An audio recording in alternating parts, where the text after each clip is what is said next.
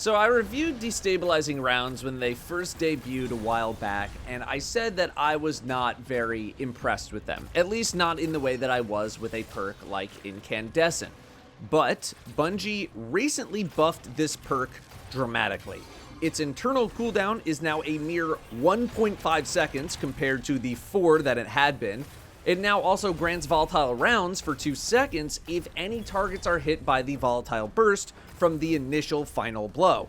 Volatile rounds tends to be a more premium buff, only found in the artifact in rare seasons or via a couple of fragments, like there's one in Void and one Prismatic, which have pretty specific conditions to hit in order to activate. There's also a couple of exotics that allow for volatile rounds, but the point is, it's not very easily accessed. The question that I am now looking to answer is not necessarily if destabilizing rounds are good, but rather if I think something like Ancient Gospel or Exalted Truth will become my new main hand cannon after using Zali's Bane so often that it became my third highest kill count weapon with, I don't know, it's 53,000 kills, something like that. I'd also like to go over any primary weapons that can get destabilizing rounds and give opinions on what I think you should be using, as episodes 1, 2, and 3 have given us half of all primary weapons that can get destabilizing rounds, although that does include some adept versions of weapons, so like there's doubles in there.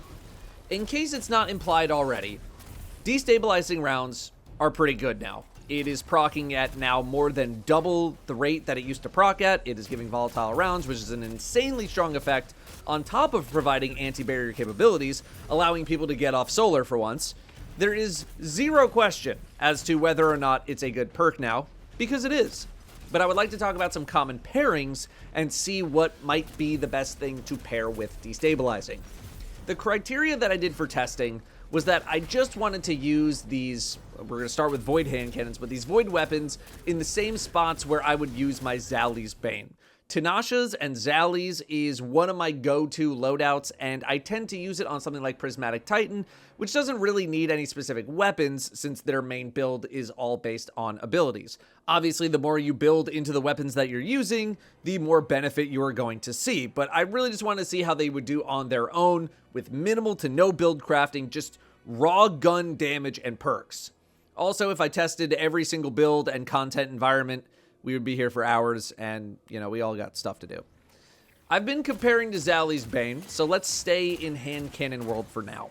We actually have quite a lot of hand cannons that can get destabilizing. Targeted Redaction, Word of Crota, Mahi's HC4, Ancient Gospel, Exalted Truth, the newest one.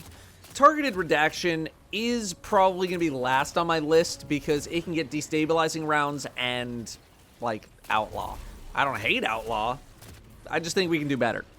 Word of Crota has destabilizing and repulsor brace, but it's a 180 RPM hand cannon, so you need to like 180s, but it is currently the only 180 with destabilizing. I was fully prepared to write this off because of that reason. I don't like 180s. But when I started to talk with my community about this topic, I had a lot more people mention Word of Crota than I was anticipating, so I decided to give it a go.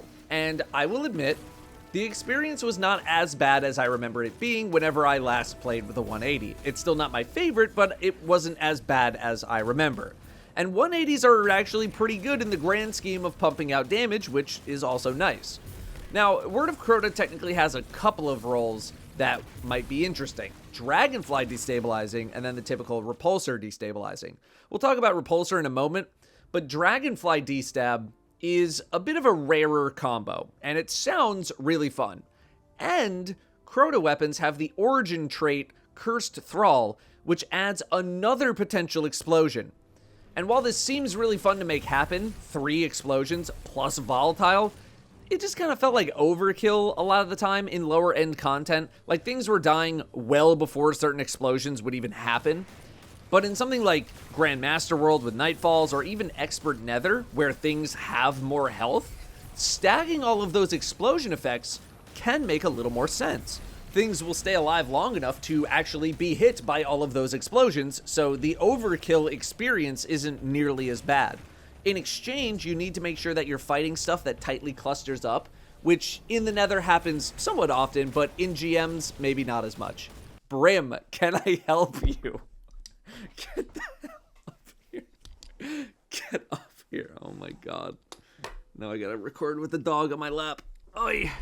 The Mahi's HC4 is a heavy burst hand cannon, which also received a lot of buzz from my community, although I unfortunately have yet to find one with a good set of perks. It too can get Dragonfly Destabilizing along with Repulsor Destab. I do think you need to like using heavy burst hand cannons in order to want to get this rolling, but they are also quite good if you can get used to them.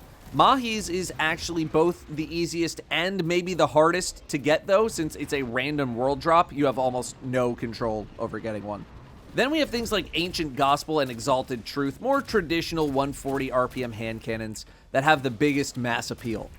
Ancient Gospel is the most closely related to Zali's Bane, at least the one that I use specifically.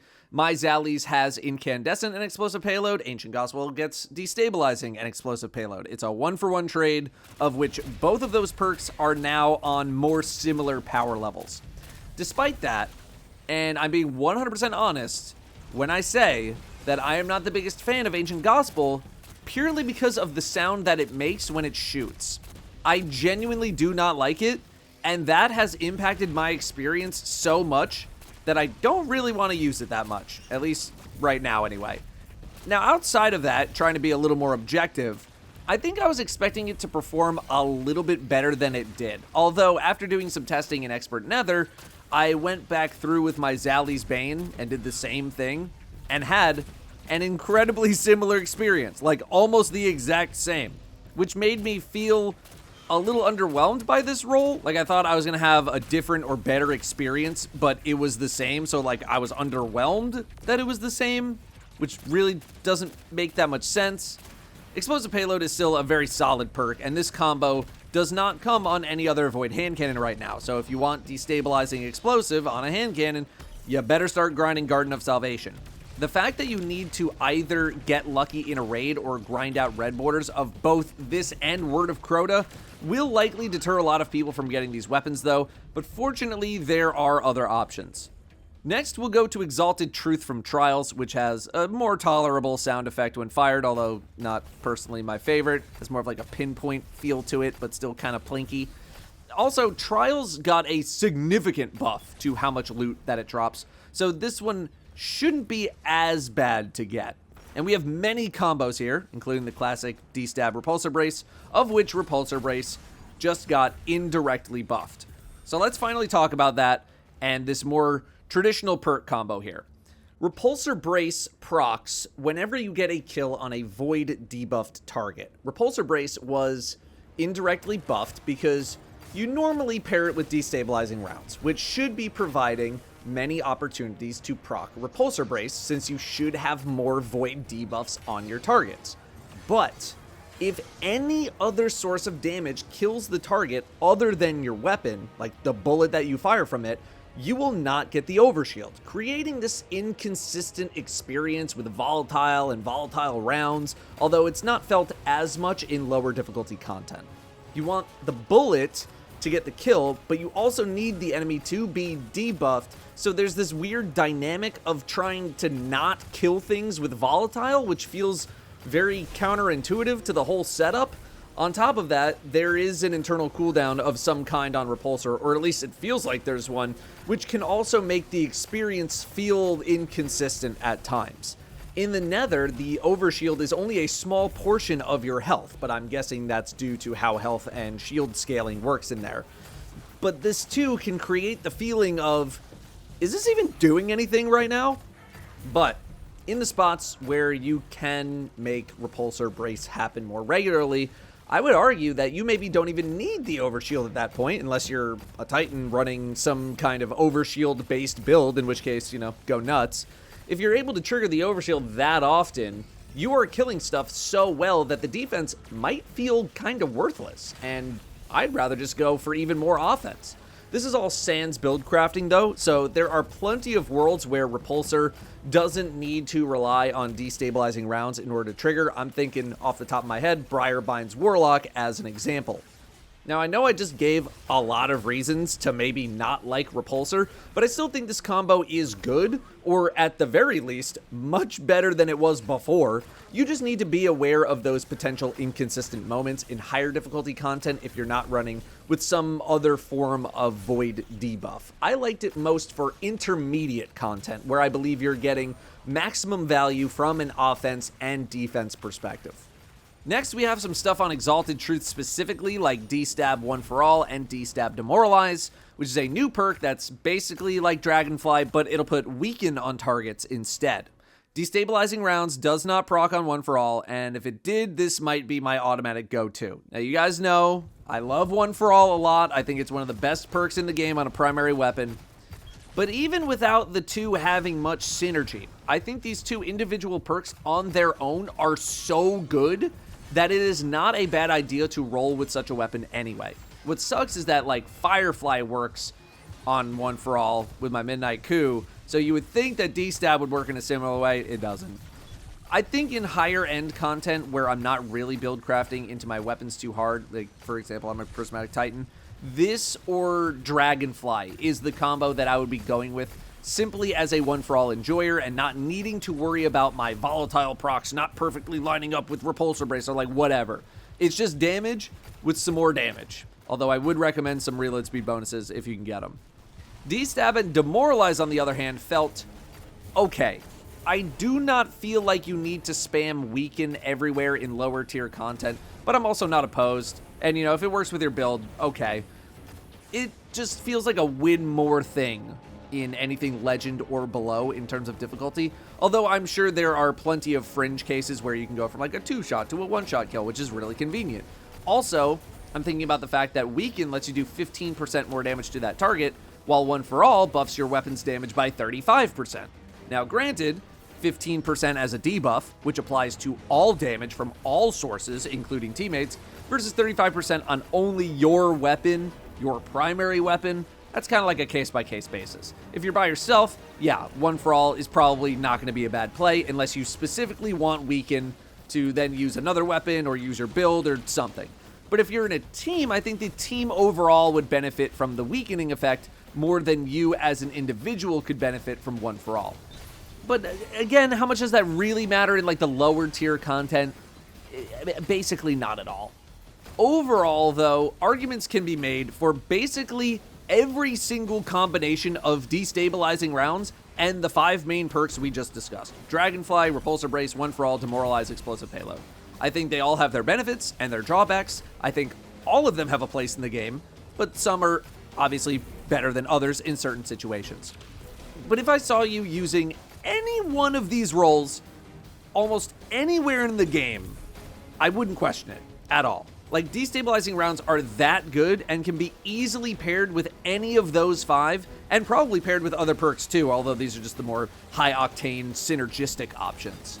If you're not into hand cannons, there are plenty of other weapons that have destabilizing rounds, and some sort of other good perk that pairs with it. In fact, I think the majority of weapons with destabilizing rounds do have, at the bare minimum, Repulsor Brace to pair with it, although finding non-Repulsor options it's a little limited right now. Exalted Truth from Trials, Ancient Gospel from Garden, Reckless Oracle also from Garden, Joxer's Longsword from PvP, and Amnesis from Episode 3 are examples of this. They can get destabilizing rounds and some other perk besides Repulsor that it's actually kind of good, like D-Stab One for All on Reckless Oracle or Dragonfly D-Stab on Joxer's.